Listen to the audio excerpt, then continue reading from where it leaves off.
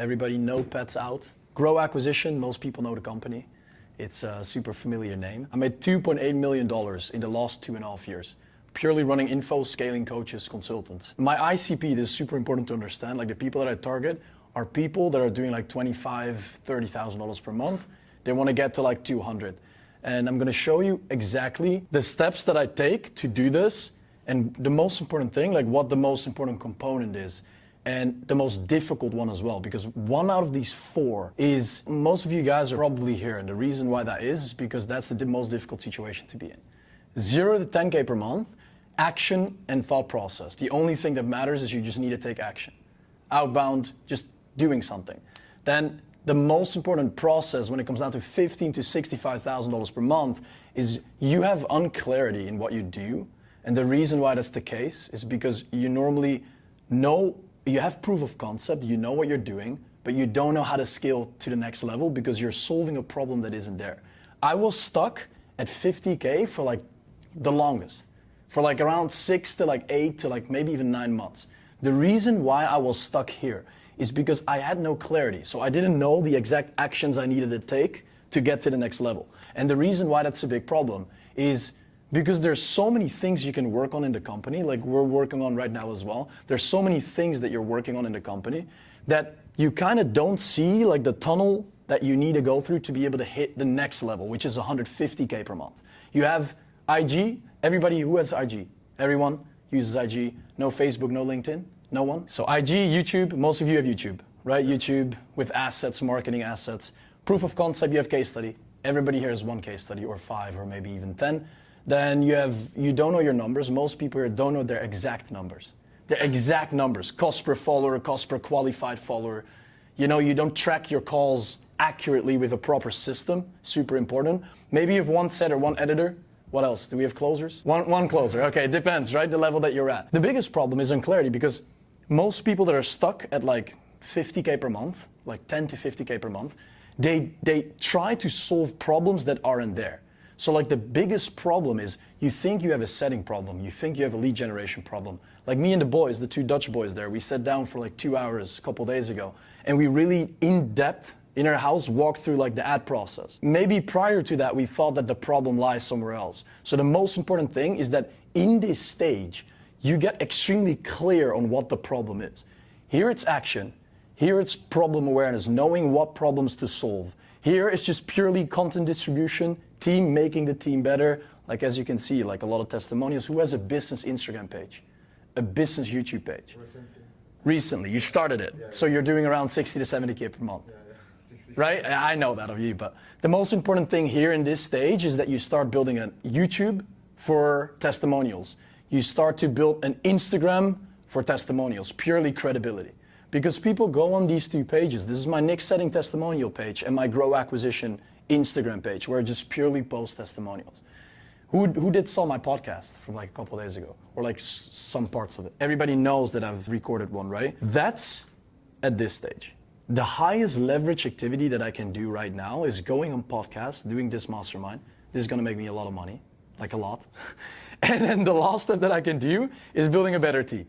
So like team building is everything, like building the biggest team, making the most amount of money by knowing the actions I need to take to be able to create scale. And that is normally brand awareness, creating scale, adding volume. So like, for example, like distribution through like IG Reels. Who has, you guys know like the big guys in this space, they do distribution through like short form content, right? They hire like someone to take a percentage or they pay like a couple cents per 1,000 views and they distribute on like name and then Reels, you know? Exactly. Exactly, but that works because like the conversion doesn't matter. It's like the distribution. So like so many people have like Luke Belmore and people, Iman. They get like, I think Iman in 2024 had like 800 million views. Just people that saw his face. So brand awareness is everything. But when you try to solve this problem at this stage, it's not working. Sometimes maybe you go on a podcast when you're doing 50K per month, you're trying to solve that problem, or you go here and you want it to click, but you don't get any views. It doesn't, because you need to focus on solving these problems here. And that's something that most people don't understand. When it comes down to this situation, 65K, which is applicable for a lot of you guys as well, Content distribution, team building, and top of the funnel traffic and conversion. So top of the funnel traffic is mainly like optimizing your ad process.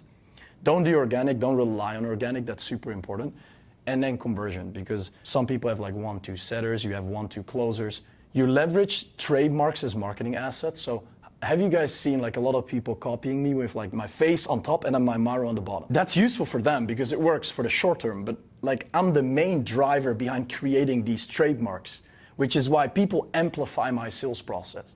I make more money because these people basically make content that looks like what I do, if that makes sense. Do people have questions about that? Because that's a super important topic to talk about. Proof of concept, like now I have like 50 plus case studies, but when I was around 50 to 70, 90-ish K per month, it was just mainly purely like 15 case studies. And the biggest problem that people have is like, how do you, when you have skills, because I have two different people. There are people that are doing 30 to 50K per month, they want to get to 200, or there are people that are starting out, but they have super good skills. One of my clients, Daniel, who's seen him on my stories, could be you've seen him on my stories, he's doing like 300K per month in England with Airbnb. So he's making a lot of money.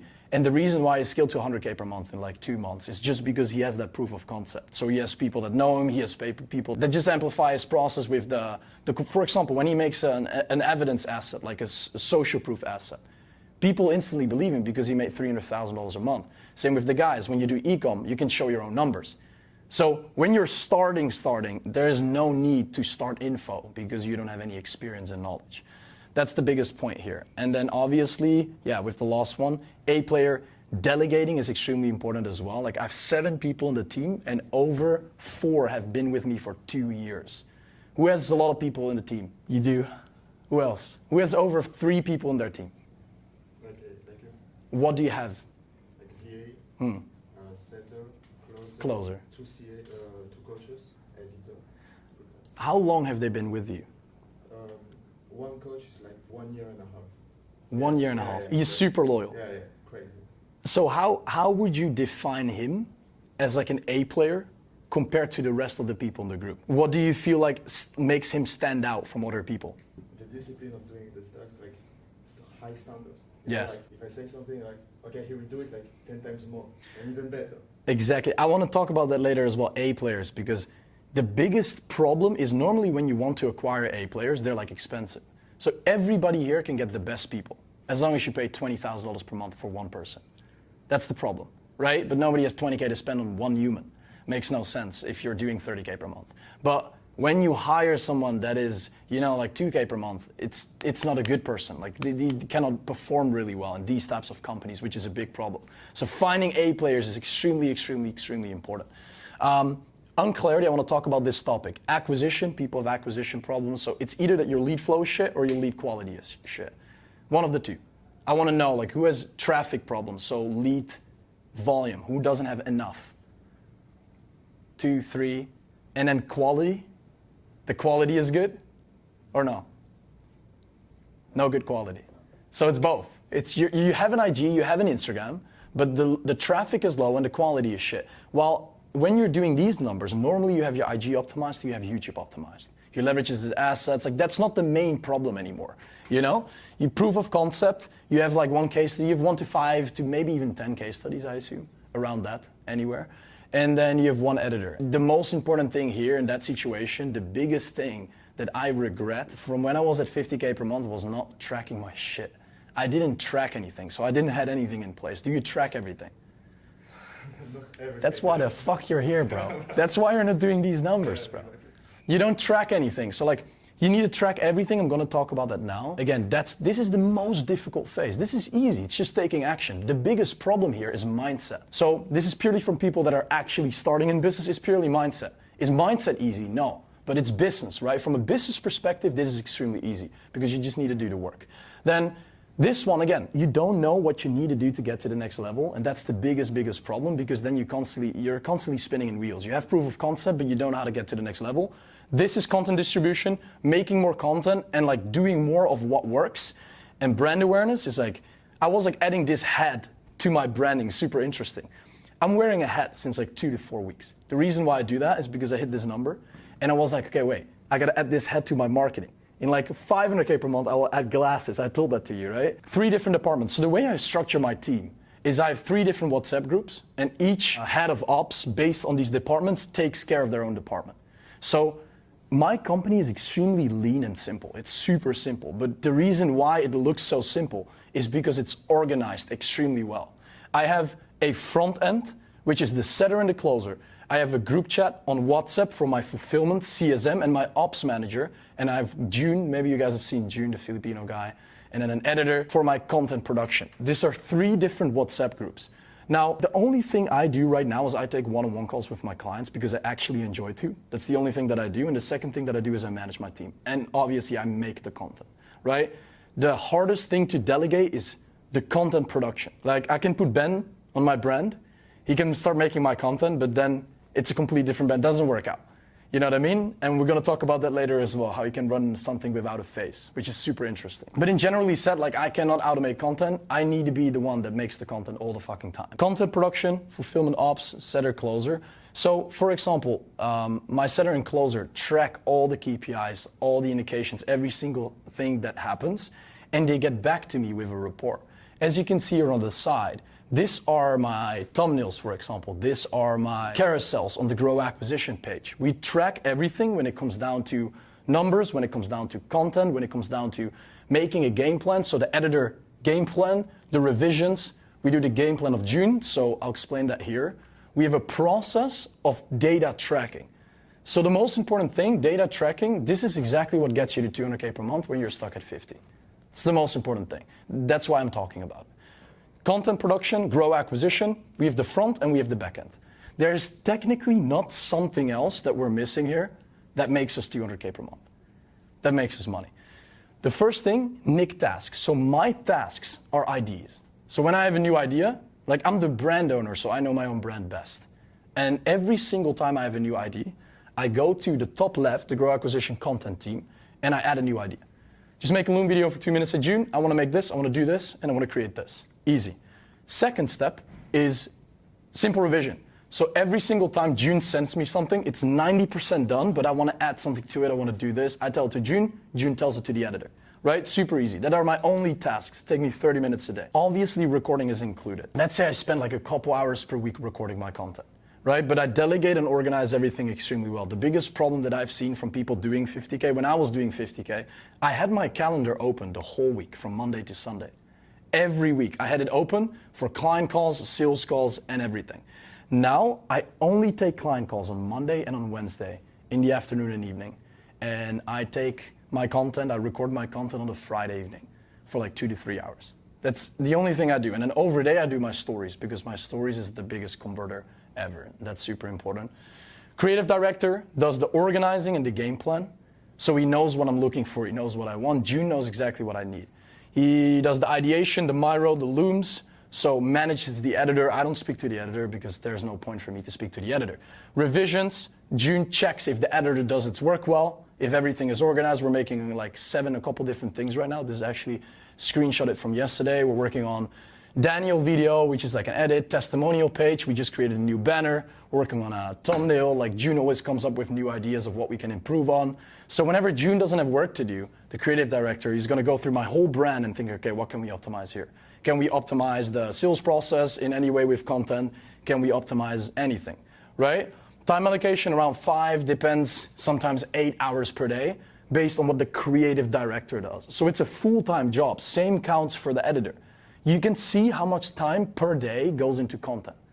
Because the reason why people pay, the only reason why you guys are here is because you saw my content in some sort of way. Right? I look into my mastermind like in Dubai. Like Ben, you guys know me from a YouTube video. Maybe you guys know me from Instagram. You know, like content is the most important thing. So I spend most of my time on content. And it's also because I'm the best at it. The editor obviously does the draft, the editing, the revisions, detail editing, so like specific advancements or anything like that. The final touch points, and whenever that's done, the editing costs like around 5 to 8 hours a day. They send it towards June. Then June is like taking revisions, like looking, okay, is this good? Is this not good? Like what do we need to adjust to make sure that it fits the Nik Setting brand? And then we send it back to me, and then I'll just watch my vlog. And I'm like, nah, I want this change. I want this change. And then it's done. Super easy. Front end, awareness. So what we track here specifically is we track the followers that are coming in. Each follower that is coming in is something we track. We're building an AI right now where we can start tracking it automatically, which is done in like 2 to 3 weeks, but now we do it manually. So my setter tracks the followers, checks the qualified followers based on profile and based on bio. So you can check like the bio of your followers, you can check like the profile picture. You kind of know, right? When you see like a profile and you see a name and you see a bio, you know if this person could be a potential buyer or not. That's super important. So we can see like, okay, wait, if we get like 10,000 followers per month, 3,721 are qualified, are potential buyers, right? We don't do the qualification based on the conversation.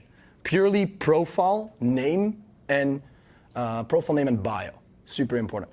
And then we also check from origin where they're coming in from. The most important thing to track that, if you go to your phone, this is the most beautiful thing because you can't track this on desktop. And you go to follows notifications. You can track when you, for example, see here someone came in from a reel, you click on the side, and then you can see where that person came from. So my setter manually tracks if that's an ad or a reel, and if that's an ad or a reel, which type of reel is it? Which ad is it? Because guess what? Like when out of the 3,750 people, 200 came from one reel, and we got 4 clients from it. I'm gonna distribute more of that content. It's super easy. But when you don't know this shit, like how are you gonna expect to make more money, right? Who does track this? Followers, qualified followers, and where they originally come from. That's the reason why you're poor. Nick, how often do you refresh? Huh? How often does he track? Person keeping all the numbers? Good question. Every day. This is not on the minute. He does this 3 times per day. 9 a.m. in the morning, 3 p.m., and then 9 a.m. in the evening. He just goes through everything, and he knows exactly where he started, where he ended, and then he can track just everything manually. But like, the reason why I make money is because I know where everything is coming from. So I can just take that action, and then I'm not okay. And now also when I make stories, right, I just know what to say for me to make money. I know what to say to trigger people that are doing 25K per month for them to pay me. It's easy because I have this data. The setter tracks the KPIs, so it's like 50 to new followers, 50 messages to new people coming in from the ad or from the outbound. 50 old, what I mean by that is 50 followers that are kind of like following for a longer time, for like 2 to 3 weeks plus up to 6 months, and reaches out to these people. Normally, this is more direct conversion. So what we do with these followers is we have a very short conversion cycle, a very short conversation cycle. So my setter knows when to send a candidate. Like they send a candidate super quick to them because these people are already warmed up. These people are completely new. So the only thing that we do with new people coming in is we don't try to book them in a call. We just purely send them assets. So we send them like a YouTube video specifically based on their pain point. We figure out their pain point. We send them either an ad process or like a tracking process or anything like that. Depends on their pain point and where they're at. And then obviously follow-ups. So we have 50 follow-ups. We do 50 follow-ups every single day with Instagram and like with the things that we focus on. Setting, tracking. So what does the setting track? Inbound, outbound, combos. So the total amount of conversations. Positive response rate, Calendly links sent. So the amount of Calendly they send. Calls booked. Qualified calls booked, super important as well. The way we qualify is based on the type form. And then show up. So the amount of people that show up, right, on our sales calls. Recording tracker. So we add the Fathom to the sheet. This is what the closer does all the time. Every single time a call is done, my closer adds it towards a specific sheet, which get redirected to AI. So we can see exactly, okay, how did this call go? We get like a summary, right? As you know, you get like a Fathom summary for the people that use Fathom. Who is checking their sales calls? Who is checking their closer sales calls? Don't be a bitch, bro. You need to check your... Okay, good. Okay, I was going to say. You have to imagine that you don't even have to track now because we have AI. You don't need to even track your sales calls anymore because you can just use AI and you can get a little summary and you know most of it, 80% of it, which is more than enough, but nobody's even doing that in the first place, right? And the reason why you're not doing it is not because you don't want to do it, it's because it takes more time, and you don't want to spend that time on it, which is fair, but that's the moment you need a system. And that's another pain point, Like I'm targeting a pain point to help my clients build systems around their tracking so they don't need to manually do it. Because I can tell you need to track, but that's not when you're going to pay me. You're going to pay me when I tell you I have a system that helps you track. So pay me to get that system. You get where I'm coming from? Marketing angle. Pre-call message, WhatsApp. So every single time Herman, my closer, he extremely good at closing, better than I am because he just closes people in full all the time. Sends a WhatsApp message to them like 24 hours before, every single day. Calendly questions walkthrough, so he checks like every single question that the prospect said in terms of qualification. Then we have show up, offers made, and closing rate. So we track exactly like the show up rate. We track the offers presented and offers made on that call, which is normally like 70 to 80%. It should be at least 50%. When it's lower than 50%, it doesn't make any sense. And then closing rate. So like closing rate is like, depends on the amount of calls. How many calls? I want to know how many calls you have per month and what's the closing rate? 30, 40. Closing rate. Closing rate? Yes. Yeah, 30%. And calls per month? 30, 40. Yes, and the amount of calls? Amount of calls. Oh, 30, 40. Yeah, yeah. And then the closing rate? Yeah, 30%, something like that. Yeah, so 10 people. And for you? I'm not booking in calls at the moment. It's just inconsistent traffic. Yeah. Fair. Okay. What about you? Same branch. Okay. Ale? Yeah, a lot of stuff. But yeah, closing rate is 35, 40. Yeah, exactly. This is a lower ticket offer, but like a lot of calls. You can have like 200-300 calls as long as they're qualified. So that's a super good point. CRM update. Who is a CRM? Who tracks their calls and everything? Nobody uses a CRM. Onboarding process. Who has a clear onboarding process? So like I always say this, right? The most important days are the first 7 days when a client onboards. You know, that are the most important 7 days. And the most important thing to understand is that you can give people access to something, but it's not only that from a technical perspective. It's that more from a emotional perspective. Like, what do you give your clients? How do you make them feel in the first 7 days?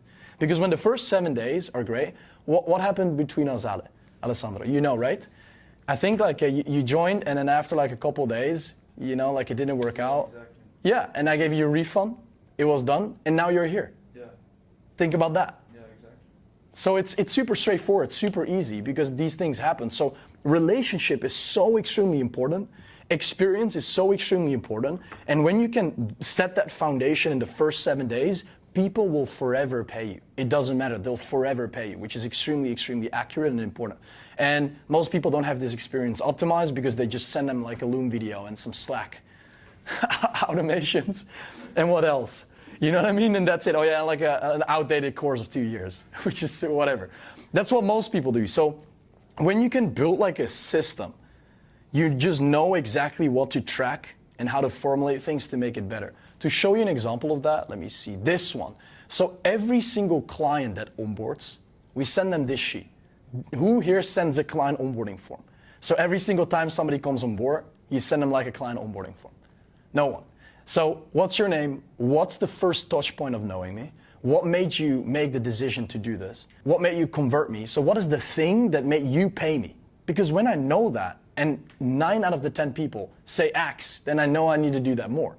Like, business is not that complicated. You know, it's not that complicated. You just need to know what you're doing, and you need to do more of what works. We have like what specifically made you convert. So like I want people to elaborate on what made them convert. Some people pay me because of my conviction. They're like, yeah, Nick, I believe in your system because I see you do believe in it. Some people pay me because of the profile funnel. Other people pay me because of some, you know, like a specific team member they want to allocate or anything like that. How long did it took you to decide to start working with me? When I understand the conversion cycle in first touch point of cold lead to warm lead, I know how I can shorten it, right? Because normally it's like 2 weeks for some people. For some people, it's like a year. How long has it been? You know, like before you, how long did you know me? 2 years. 2 years. Yeah, I said you. You know, and I told him on the sales guy, I said like, bro, like what do I need to do? Why didn't you pay earlier? You know what I mean? Like there's a reason for that, right? Maybe because you think you can do it yourself. Maybe because you don't trust me. Maybe because of X, Y, Z. But when I know all this data, it's so extremely important. What made you want to work specifically with me? There are like so many other people out there like me, but why did you pay me? Right? What was the final thing that pushed you over the line? Was it like a specific testimonial that you saw that made you like, okay, fuck. This relatability, like this guy's in the same situation, this made you pay me. Before the call, how convinced were you to sign up? Like 1 to 10, 7, so then I can see, okay, how important is the closing process? For me, this was like a 9 out of 10. So when it's a 9 out of 10, why do I even need to take sales calls? Right? Because the conviction, the conversion process, maybe a voice note is that other 10%, which is why I DM close a lot of people. You get where I'm coming from? If people have questions about this, ask me. With me, like everybody said like 9 out of 10, so it was super easy for me to convert people. And the closing call took me like 10 minutes to 20 minutes. every single time. So then I can think, wait, do I hire a closer? Do I get a closer that I pay $20,000 per month for just 10 minutes of work based on closing deals, 30 calls, 20 close for like, you know? No, so that's where I implemented DM closing. The reason why I implemented DM closing like a half year, for like 45, like how long is it ago? Like a half year to 9 months ago. I implemented this DM closing process because of this question, because I know exactly that people were already warm. Before the call, how convinced were you that you'd sign up after watching this post material? So like, how did you convert based on the material that I sent after the call? Because how the process goes, you have conversation. In the conversation, what I explained to you guys as well, I think 2 days ago. In the conversation, you send them credibility asset and a value asset. Value is to build trust. Credibility is also to build trust. It's both to build trust. Then they get on a call, then they convert. When it comes down to the process of after the call, you send them like a deliverables doc. So I send people like, okay, when you get to work with me, you see this, you get this, etc. What were the biggest hesitations before joining? So you see like the biggest hesitations before joining. There are a lot of others that do similar things. Why do you choose me? Super similar question to the first one. But you have to understand the reason why I'm asking, this is super smart, but the reason why I'm asking sometimes the same question and formulate it differently is because like you make a different part of the brain work, which is crazy. This is like super smart because sometimes they give a different answer than there. I have two answers. What specific thing based on the content that made you convert? Again, right, was it the value? Maybe some people say, yeah, your Miro videos, such clear explanations. I like how you explain it, right? And that made me money. Anything else specifically, that's like basically the process on the client sheet. But I don't think a lot of people have that. Backend, fulfillment and ops, one ops manager, one CSM. Client game plans, so personalized call with me. The first thing that happens is people pay me because they like me. That's the first thing. That's everyone. When people pay you guys, like they pay you because of you, right? Depends if you have like a faceless brand or a brand with face. But brand with face is always they pay into you. So I hop on a call with them as soon as possible and I make a personalized game plan. So I make a game plan of what needs to happen exactly from step 0 to step 100, you know? What is it that needs to happen for them to get from 0 to their desired outcome? And the biggest thing of why people normally don't succeed in programs has nothing to do with action, it has to do with clarity, right? Because when people are clear in what to do, most people that make money and are already doing $20,000 to $25,000 a month, they just need to take action, but they don't know what to do to take action. Pattern behavior. So this is interesting because we have a sheet with blue, orange, and red, where we can see each individual's emotional state of the client. So Isaiah, my ops manager, puts people into different perspectives. I'm like, okay, this is green, this is orange. So orange is like, okay, a client is extremely satisfied, but there's some touch points. And red, there's like danger, you know? And this is not based on specifically our process, this is based on the overall process. So sometimes red could also be a client that is extremely happy, but it's just super busy, right? And doesn't do the work. That could also be red. Green could be people that are super happy, are super excited, they do the work and they make the most amount of money, right? But green could also be somebody that makes less money, but is still super satisfied. So it doesn't matter, you know, it's a general perspective based on how the client is. Emotional state, situational state, and we adjust this after every single client call. So onboarding, till the 6 months, we have the quarterly re-optimization calls, and then we do this also, monthly re-optimization sessions. We also do this quarterly, and we also do this after each individual client call, and every 2 days, so 48 hours after the Discord chat. Depending on if they send a loom, we just track that internally for ourselves. Call recording, technical analysis, so it's like, okay, yeah, obviously we check the call recordings based on clients. Let's say a client is in a certain situation. We create an SOP around it to send that to a new client so we can save ourselves time. But sometimes it's not the case, or sometimes we want to figure things out. It's like rewatching your sales calls, right? You don't make your sales better, but you make your client fulfillment better. Client progress, we have monthly re-optimization sessions, which is like basically like a session that we do to see, okay, what is the situation that people are in? And then, okay, how can we get to the next level? You know, for example, the 2 boys came to me 2 days ago. They said, okay, yeah, the ads are not really working well. Like, what do we need to do to improve? That was kind of like this session. Okay, what do we need? We need new clarity, new process. What can we do to revamp and scale? And now they're building their system. Channel report. So the CSM basically tracks the amount of questions a client gives. So we have like, let's say we have 50 clients. We see exactly the amount of questions like the amount of questions a client asks, for us to know the amount of time we spend on certain people. So for example, we have clients, it's interesting, they pay me the most amount of money, it takes me like an hour, 2 hours, 3 hours to deliver.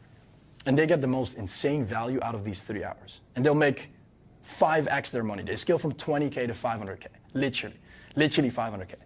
Then other people, for example, ask 4, 5, 10 questions a day, need more calls, and sometimes we're open to provide them or do something extra for them, and scale from 20 to 50K, you know? And then the most important thing to understand is, okay, why do we track this data? We track this data to see exactly, okay, we have client A and client B.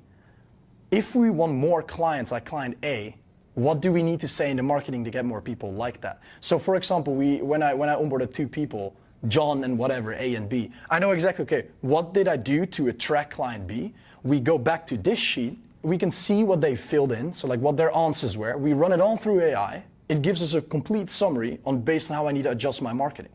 Because let's say client A, right, is super, it's super satisfied, it's easy, it's get great results, whatever. Same for client B, but we don't want more clients like client B because it took us, let's say 3 hours, it took me and the team 3 to 10 to 20 hours to deliver the same result as for client B 100 hours. We want more clients like client A. We get the same result, it's just 5x the time for us. So we know, based on the data, to attract more people like these specific, you know, that specific ICP that we're targeting. That's super important to understand. And that is why we track the call recording, but also the amount of questions we get per client, because we don't want to spend the same time. You know, like we want to spend the same time. We don't want to spend more time. The type of questions they ask. So people always ask me, Nick, how do you get content ideas? How do you get content ideas? I use watch Okay, what about you? You have a lot of content. Yeah. Part inspiration, part finding trending stuff that works. But I always try to add my own twist, because you said a lot of people are copying me wrong. Correct. So I will, for example, take an iPad and draw to make it like apply a unique twist. Good. That's super good. What about you? AI and others. Good point. I'm not making You're not making content faceless. Yeah, but that's the most important thing, right? Like you just create new content based on inspiration that you get. But what I do as well, the reason why I have questions per client, so I see the amount, the type of questions, not the amount, but the type of questions they ask, is purely because I have new marketing assets. I have had 3 people this week asking me, Nick, how can I create these ads? I sit down with Danny on Dubai. I make a whole video on how to do the ads, step by step. I put up 3 different angles, and I have a new YouTube video. You know, and I have a new asset to leverage. The reason why assets are amazing, so the reason why I record this is because it's a new asset. It gives new credibility, it gives new client, it gives new value, it gives new top of the funnel, it gives everything. Like an asset is everything. And the beauty about it is that it stays forever. The moment you not decide to post it online on YouTube, it stays forever. So people can rewatch it, people can look at it. Instead of using your own time, think from a perspective of how can I position myself to always use assets in everything that I do. This is extremely crucial. This is the whole point about how I can save myself time. Client onboarding form, I already explained that. So for example, things that we track. Who has seen this? You've seen it, right? This is crazy, but I track my colors every single time. I track my color code based on the year and the period in the year, you know, every single time. So for example, you have Jan, Feb, March. I just know exactly what to post in what specific scenario to know what works and what doesn't. And the numbers don't lie. SOP, so for example, expectation setting, game plan, strategy, company values. So this is interesting, right? Because every single time you need to make a new hire, what happens now? You need to explain in the process, don't you? Most people, what do you do when you hire? What do you do? Well, I'm building an asset, a library of videos for future employees, but I'm not there yet. Exactly, but that's the whole point. I'm explaining now, Loom videos, 1,000 questions on WhatsApp. You know what it is? I tell June that edited for me for a long time, I tell him this. You know what, when we're gonna hire an editor soon, like what needs to happen? The most amount of time spent for June onto hiring that person is purely gonna be the explanation of how we want things and etc. Every single time I have an idea of a new content piece, I never write it down. Because based on text, people cannot feel my emotion, people cannot see how I really want it, unless it's like a super long text. I make a 2-minute video. When people see that video, they know exactly what I want. It's the most easiest thing. And for example, Now, June made Ibrahim's testimonial, like a hypnotist, scaled to 200K per month. It's crazy. You should watch the testimony. It's actually crazy. I said to June, okay, you know what? Just now make an SOP, do what you normally do while editing, but just record it and add why you do these types of things. So now, this is 30 minutes. June is explaining the company values. So he's explaining, okay, grow acquisition, we're a brand like this, we have these values, we use these fonts, we use this. Characteristics, so like, okay, how does Nik want to present himself? My values are always charisma, conviction, and confidence, right? So every single content piece I distribute is focused on these things. So characteristics, the editor now knows, okay, if I'm laughing super hard or whatever, the boys catch me in Greece with a picture of me laughing. Editing characteristics, super important, because sometimes when I'm out of frame, for example, right? Like, do we think, okay, do we want to post this or not? Then June knows, the editor knows. Branding and assets. So now, next time we hire a new editor, June just sends this asset. Every single time people get on board, people see introduction video of Isaiah with like expectations, the game plan and the strategy behind what the actual steps are. But not only that, let's say we need to make a new introduction video. We get people to remake these based on this SOP. Basically, an SOP is recording everything that you do, taking the most valuable parts out of it so you can send and distribute that to new team members to create the most amount of scale. It's literally crazy, because when you hire a closer and the closer says, you know what, I don't get paid enough, I want to leave and go to this company. You need to train that closer again. You need to let them rewatch all the sales recordings again. You need to tell them your company values and everything that you want. And you think like, fuck, you know what, I have this closer, but he's not closing. He's taken 10 sales calls. Only one is closed for like a 5K split. You're like, damn, that's not what I want. Imagine that person has seen exactly what to do and how the prior closer performed based on the steps they have taken to close $1 million for you. Herman is my closer, closes in same pips. He's making a part of the course right now. He is making the SOPs right now. So whenever we need a new closer, that closer needs to watch exactly what he does. It's extremely valuable. SOP based on marketing. Drop-off rate in the stories. We track our drop-off rate. So we track, this is a story sequence per day. So this is literally from, March to May. March we made 110K cash. In May we made 216K cash in 1 month. The reason why is because I know exactly what works. Who see my stories here? Who checks my stories? Most people, right? Everyone. So the reason why stories work super well is because I track exactly each individual story, so each individual piece. So I track drop-off rate. I can tell already nobody tracks this. Who tracks drop-off rate in the stories? You do? Yeah, we do. Legends. So the drop-off rate in the stories, I can see exactly what story is working, what story it's not working, right? So for example, we have the first one, curiosity-driven. Every single first picture needs to be curiosity. What is my opener? You know my opener in my DMs? What we were laughing about? Yo. Oh, exactly. Yeah. We did it a lot of times last couple of days. Did it work well? Quite good, yeah. A lot of responses, right? Yeah, bro. My opener is yo. Oh, done. The reason why is because people ask themselves, this guy, Nik Setting, 60,000 followers on Instagram, made $3 million. Why is this guy messaging me yo? Like, why is this guy messaging me yo? So I figured out that people just reach out. They say yo back. I say, oh, you're working on your own offer, you're scaling it or starting or what's going on? And then my conversion rate based on people that are following me is like 60% open rate. This is not outbound, it's inbound, right? Like not inbounds, but like warm outbound. So people that we send messages to that follow us, 60%.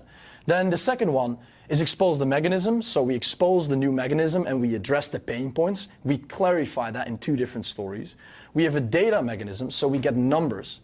Like Mateus scaled from 0 to $70,000 per month, acts with these pain points he had prior to it, and this was the solution. Call to action, ultimately, solution awareness. So like we show them the solution of like the potential solution that we have for them and the way we help them solve their problem. Call to action. So people see like, okay, you know what? Like, I want to click on this link. I want to check out what he has to present, where he goes more, basically the asset where I go more in depth into showing the solution for their problem, and then proof of concept. You know what? Like you're not the only one. Like it's not that I'm just telling random stuff. You can see that Daniel made money with this process. And then obviously proof of concept, the conclusion of the topic, credibility-driven story sequences. We run so many different types of story sequences. Credibility is the main one because that builds all the trust. And especially for my type of offers, trust is extremely important. And then obviously you have a lifestyle-driven story sequence. Like I post lifestyle, but I don't show off. No, I don't show off like DJ. You know what I mean? I don't show. No, but I don't show off in a way where I'm like, okay, I want to show off to see, okay, what I have. I show off in a way where it's like, okay, you know, people know I have a Porsche, but they kind of know I'm not showing it off because I'm always showing like other important stuffs and elements of my company to make sure that my conversion stays as highest. But people still respect it. People still know. And that's the most important thing, specifically what we're focusing on here. And then you can see, because I'm focused on B2B, so when you focus on B2C, lifestyle is way more important. You want to showcase more lifestyle. You want to showcase more of that brand awareness based on lifestyle and not based on value and credibility. But that's why, like personally, I don't like B2C, like selling lifestyle and stuff like that. I'm not the fit for that.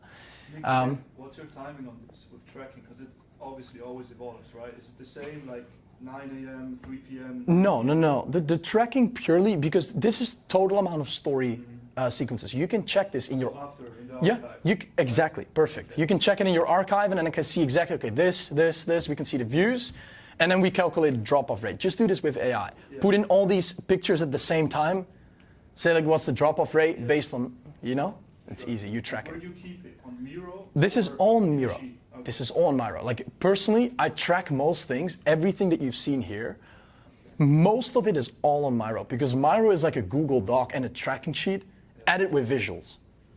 You can make your own tracking sheet, your own Google Doc out of it, add it with visuals. So basically I track everything and I optimize for every single component in here. For example, to show you in depth drop-off rate, we can see the drop-off rate from the first story to the second one is 5%. Second one, 6%, here it's 5%, here it's 12%. So we can just see exactly like what the drop-off rate is and the type of story sequence that we've been using. This one is of like a year ago, or like 6 months ago. Credibility-driven story sequence, the action that we do take. So like what's the type of action that we take based on the social proof that we're presenting? Happy clients, new testimonials, after doing a lot of push marketing. So when you do a lot of push marketing for a week, right, you do a lot of call to actions. You have to like calm down your audience a bit more and tell them, okay, you know what, like every single action step that I've been letting you do in the last week, we also have credibility for it. I also show you how Mark made $25,000 in the first 10 days. You know, like Kevin, Braden, I do in-person client retreats. You know, you can see in September, this is a guy that responded on my YouTube. It's September the 5th. We made $14,000 in 3 days with Nik, still getting value from every video. Like we track everything and we know when to post what. The structure of it is like asset-based proof.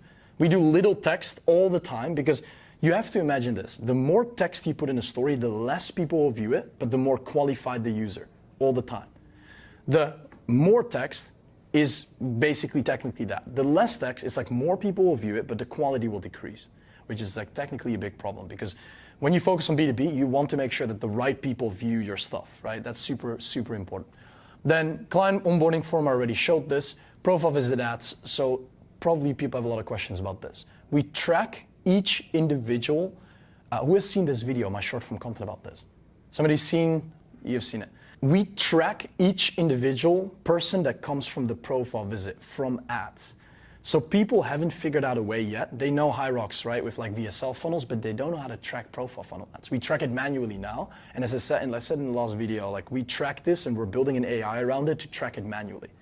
To track it automatically. So now we're tracking it manually, which is why I know and why I can predictably get a 15x ROAS plus every month based on the spend that we have. But the most important thing is that when you can click on the side on your phone in notifications, you know, and it gets redirected to a certain ad.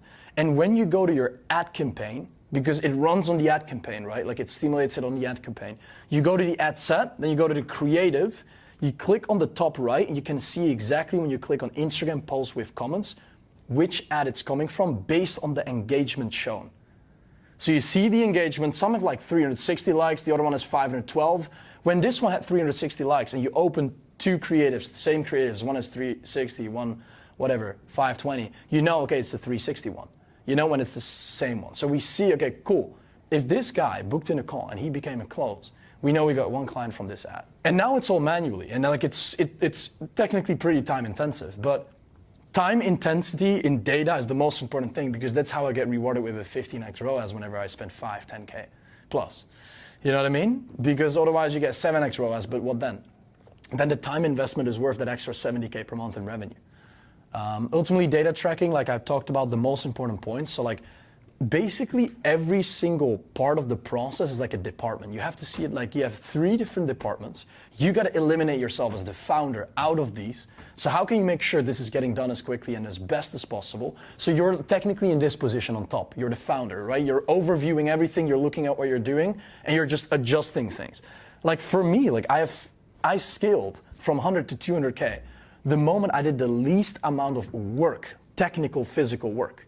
Because that was the moment I really started to think. I started to use my creative brain.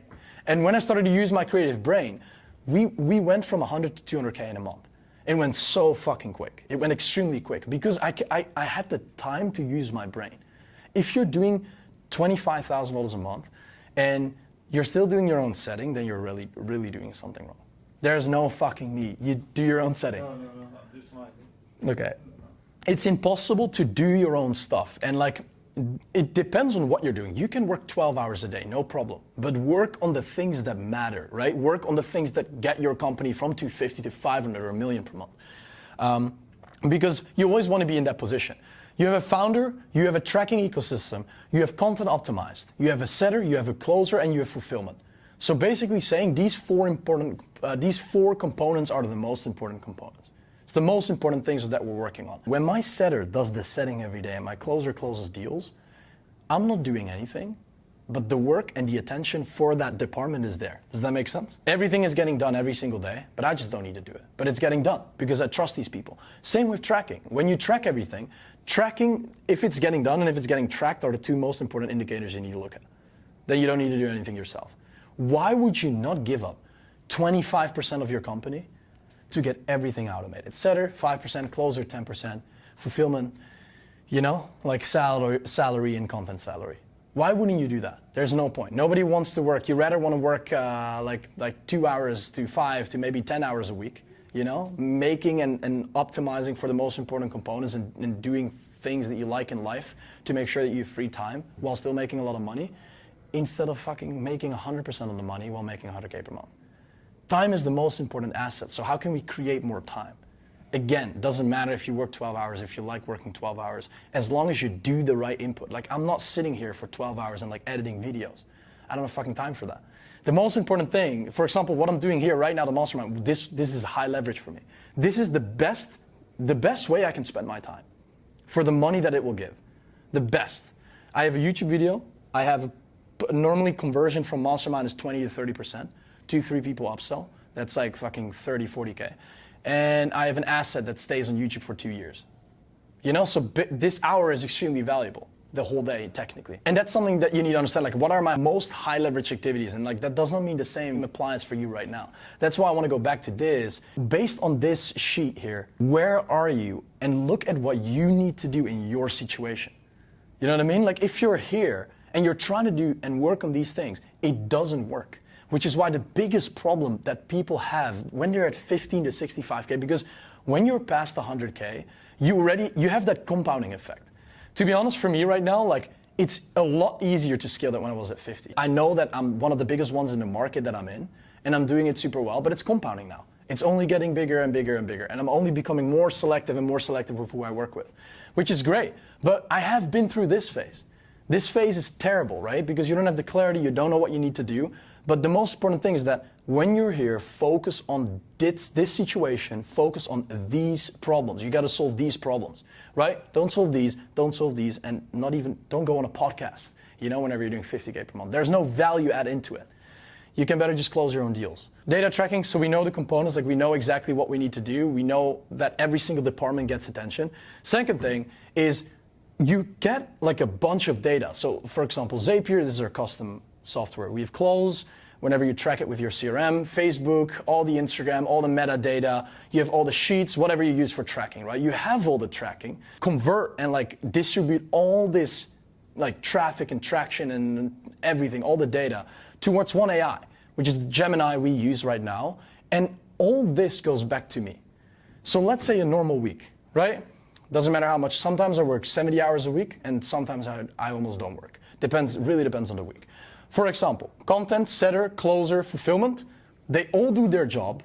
I make money, I book appointments, I close deals. I get my clients amazing results, everything. It all gets tracked. Every single, like the biggest thing in my company is not how good you are, it's how good you track. For me, tracking is more important than how somebody performs its role, because if you track, they can become better, perform their role better.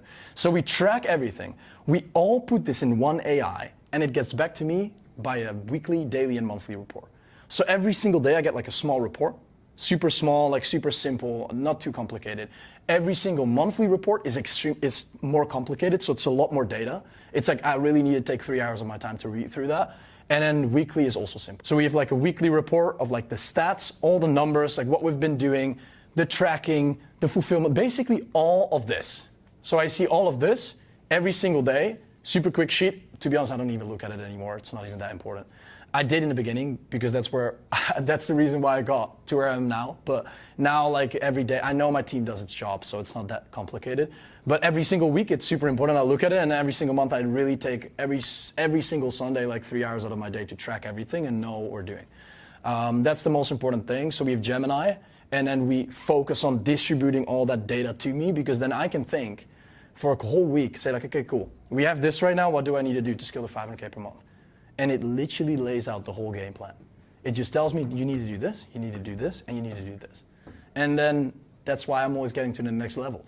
Because the biggest problem is, and a lot of you guys maybe have experience with this, it's you hit big numbers, you hit 20K, but you drop back to zero. Or you hit like maybe 100K per month, but you go back to like 75, 50, and it's hard to get back up. The biggest thing, and the thing that I'm mainly most proud of, is not getting to where I'm at now, but it's because I've been extremely consistent in my numbers. Every month for the last 2 years, from zero to my first $10 to the first, like 100,000 million plus, is all been extremely consistent in the lineup. So if I look at my numbers in the past 2.5 years, I know it's consistent because I know what to do. Maybe I haven't had the fastest growth, like technically it's fast, right? But 2.5 years, like sometimes you see people scale to 1 million per month. Yeah, fair. But they hit it for 1 month and they go back to 100, they don't know how to go back up. So consistency in your numbers is all because of this, and that's like the main thing that I would recommend people to do. Track everything. Testimonials, that's also why I have so many testimonials. Like I have testimonials, I post them every single week over and over again. Sometimes I post more, sometimes I post less, but it's technically like I always show my testimonials because I want to improve on things constantly. I want to make it better. How many testimonials do you have, Matthias? 30 testimonials. What is like the average transformation you let them make? 15, 20 on average. From 0 to 15, 20. From 0 to 15, 20. So people that are starting out, do they already have skills, or they're like starting, like what are they doing? They're starting, but they doing like for 1 year, little results. They do like they go to courses, but not big resorts. So Yeah. They just need some better structure, better acquisition systems, so they come. What is the main pain point in your business? For me, Yes. acquisition, What part of acquisition? ads. So it's ads. Is it the traffic? Is it the quality that comes from it? Is it not enough calls? What is the problem? Lead flow. Okay, it's consistent Yeah, lead flow. exactly, consistent. What do you do right now to build your ads and scale and track your ads? Right now it's different because I'm restricted on Instagram, so it's a. Okay, so you got to fix your ad account Yeah, issue. exactly. So we do like, I do things to resolve that. Yeah. But yeah, just the last month we doubled down on ads, and we try to test more, but nothing like really pop off, like take it off. Gotcha. So we keep running. Yeah. Why do you feel like it doesn't give you the results that you're looking for? What do you think the problem is? Is it the creative? Is it the targeting? Is it the type of person? Do you track, like, for example, right? You said it's okay, it's not perfect. Do you know how many followers came in, and do you know why they're not qualified? Do you track everything? Not like with quality and everything. We know how many like come in daily. It's not much, but not about the quality. We don't track that for right now. And for me, it's more about the creative. Gotcha. I need to more improve on that. I always say to myself, like I'm more like a product guy than marketing guy. So that's why the people come to us because like results, and I think like it's the better options for them, like Yes. for the French market. So yeah, but I need to keep improving. Do you feel like there's a lot of competition in the French market? It could like top 4, top 5. They are, yeah. Fair, fair. If you would have one question for me, what is it that you would want to ask based on a problem that you want to solve? What you will do, like in my place, if you know like it's the ads problems, how many ads daily you would like? Good question. Like I know your situation. Like you're in a super similar market, right? We're in the most saturated market, helping people scale technically. So for you, the most important thing is doing this. You want to have one ABO campaign, so it's a manual campaign. Don't do automatic targeting. I'll give you all the sauce now. You basically do 3 different ad sets, which is like one is entrepreneurship, one is for you a lead generation focused, based on the targeting, the interest. One is content marketing and social media marketing. And then you do an individual one based on you have a decent audience, so you do retargeting one, and you do one broad, excluded with like your custom audience. When you've done that, you should have 6. It depends if you combine all the interests. You can combine them, or you can do them separate. So you can run like either 6 ad sets, or you can run 3 ad sets. You run 5 different creatives per ad set. 5 are video ads. The other 5 are one-pagers, and the other 5 are stories that you run. So you run video ads specifically, one-pagers, and stories. That are the most important like components that you're focusing on. When it comes down to distributing specifically these pieces, then you should have 15 different creatives, right? You multiply that by 3 because let's say you run 3 ad sets, you run them on each individual ad set. So for example, like a video ad could be you talking, right? And again, I told that to the boys as well. You don't open with like, hey, are you a coach? Or hey, are you a consultant and you're interested in this? It's fucking saturated, bro. Like who does that? You maybe sometimes see the ad like, hey, are you X? And you're looking for, no, you gotta leverage the pain point in the hook.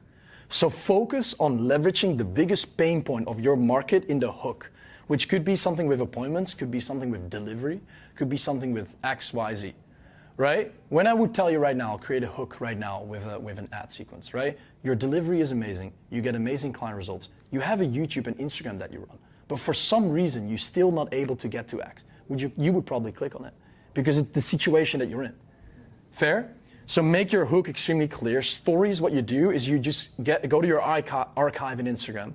You get a lot of stories, the best ones performing, one credibility one, like based on what I focused on here. Where are they at? Like relatability, social proof, CTA, anything like that. And you focus on optimizing that individual story by just making a screenshot of it, adding it to your story again, add follow to learn more. That's the only thing you change. Then you run these 5 stories as the next one. Does that make sense? Perfect. Thank you. Easy, bro. And then when you do that, you need to make sure that you constantly reiterate. So you spend like $50 per ad set. You should spend everything on one specific creative, and then you re-optimize it constantly. After 4 days, exactly that amount of time, so exactly after 96 hours, you sit down for yourself, like 100 hours, and you map out, okay, cool, what are the numbers? So what's the cost per profile visit? How many followers have I gained from this? Like all the numbers that I just went through, I can send you a whole sheet as well. Just send me on Discord and I'll send you a whole sheet. And then you track that with AI so you can know exactly, okay, where is what each individual follower coming from? What is performing well, what's not performing well? And how can I improve and increase, the performance of it? You turn, let's say you run 3, 2 off, and you spend all your budget on that each individual ad set. Right? So $30, $35, you spend all the $100 on that individual asset. That's the most important thing. And then you should be good. Problem should be solved. Ale. Well, technically we're in the similar market. I'm just focused on the German market right now. So it was the testimonial question, right? Originally. So for me, I guess also the biggest reason why I'm here is because I'm at a corporate level with my clients and I'm super involved in the fulfillment still. So we don't have 50 clients, we got 5, but they're doing 8 figures a year and they're the biggest people in the space essentially. Which puts me in a nice spot because if these testimonials go out, people know. Like I have one testimonial of a guy that has 700,000 YouTube subs, right? So that attention is going to come my way. The biggest thing for me is that because of this corporate level clients, they want to pay for integration, not information. But I want to sell information. Correct. Right? Because otherwise my time every week is 10, 12 hours a day. It is, bro. Right? So I have testimonials, I have Dude, I mean, we briefly spoke Yes. about this, right? The views, the revenue, all of that. I guess the biggest thing for me is packaging it in a way where I don't have to be a slave in the business 24/7.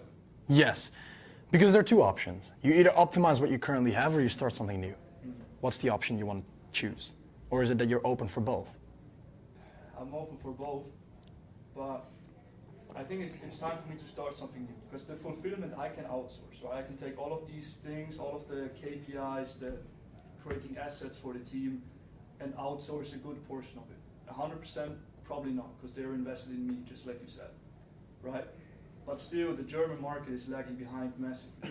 Like all of these things to the German market is like, it's crazy. It's out of their perception of the market right now. So, does that make sense? It does make a lot of sense. Yeah, for example, like the things that I'm explaining is applicable for people that are in the market for a long time. They're making $25,000 per month. One of my competitors, you know what he's saying in his YouTube videos? He says, you want to make money online, you do traffic, you do conversion, you make YouTube videos, and you book calls. And he makes more money than I do. So I'm like, bro, this motherfucker, bro, like he's explaining this shit in such an easy way. You know, like it's about the market you're focusing on and how advanced you need to go into certain stuff. There could be like a guy that is a doctor that wants to start his own coaching business, right? Making a lot of money, like 500K per year, makes 400K per year profit, you know, is chilling. The only thing he needs to hear is, okay, how to build an offer, how to run ads or traffic to that offer, and how to make sales. And he's like, damn, I want to do this. Whereas if I need to explain it to you, I need to talk about drop-off rate and show-off rate. If you ask this to a doctor that just wants to start his own coaching business, do you think it's going to make any sense? Yeah, no. Fuck no. You know? So for you, the most important thing is for sure not staying in where you're at. I would not recommend you to do that. The most important thing is go and tap into a new market. And you don't lead with a mechanism. So you're not going to lead with like, oh, this is the profile funnel, or that is what I want to focus on. You lead with your credibility and testimonials. Yeah. And you start to make content around how you perform the actions to give them the results, so you have new distribution for your content. As an example, you help 5 people get to 8 figures. You distribute these pieces of content. You say, look, you know what? I'm the best in the market because I help these 5 people. Here, look at the process. Yeah. And then besides these 5 videos, you make videos about the distribution process of how you have helped them get to their level. For example, okay, cool, you've got them to 8 figures. How have you done that? Like, what are the steps you've taken? You improved their offer, or you made their content better, or you automated stuff in their company. Make individual pieces around that, and you'll be good. Yeah. So every single piece of content that you need to create is around that. And in the beginning, you don't even need to think, because people always tell me in the beginning, like, Nick, what is my offer? Like, I'm not making any content because I don't know what my offer is. You know, like I don't have clarity on my offer, but the biggest thing is you need to take that action first. Onboard and sell first, and then you'll figure out what your offer is.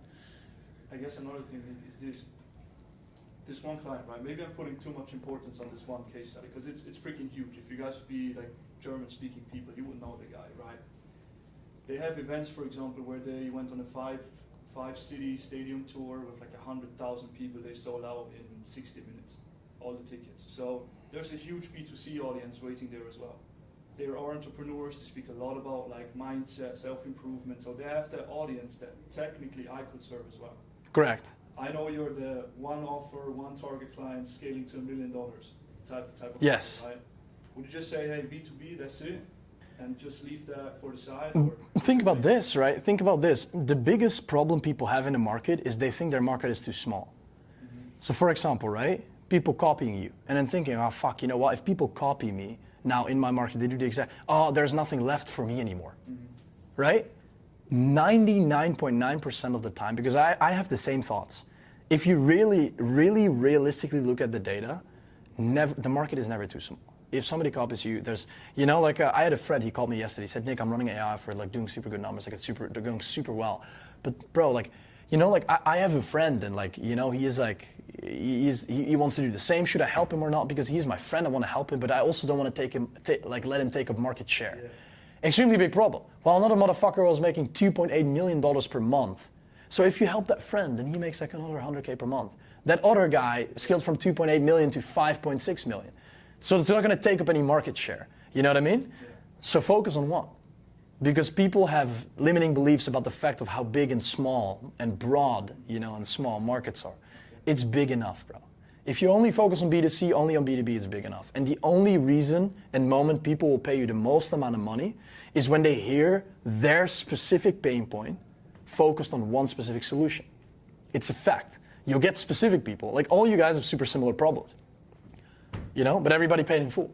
The reason why is because I focus on an ICP that is targeted specifically based on certain payments. And this is also the thing. When you want to deliver the best results, it's easy for me to deliver the best results when multiple people have a specific problem and I'm the best at solving that specific problem. You know? When you need a surgery, you only want one specific doctor that you know is good at that instead of a fucking random guy on the street. Right? Otherwise you're fucked. You get my point? Yeah, I appreciate that. To go in depth more into the second part is okay, you focus on like distributing the content for yourself instead of focusing on the done for you aspect of things. And you do it purely from a credibility driven standpoint because you need to use what most people don't have. And the only thing that you have that most people don't is 5 case studies of people making 8 figures.